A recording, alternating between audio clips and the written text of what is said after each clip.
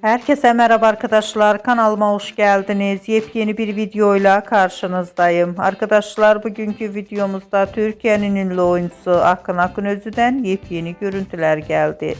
Akın Akınözü'nün muhteşem görüntülerini sizler için YouTube kanalımda video halinde sunuyorum arkadaşlar. Umarım beğenirsiniz. Videomu beğendiyseniz kanalımı izlemeyi ve bildirim butonuna basmayı unutmayın. Şimdilik benden bu kadar olsun. Yeni videomuzda görüşmek üzere. Hoşça kalın.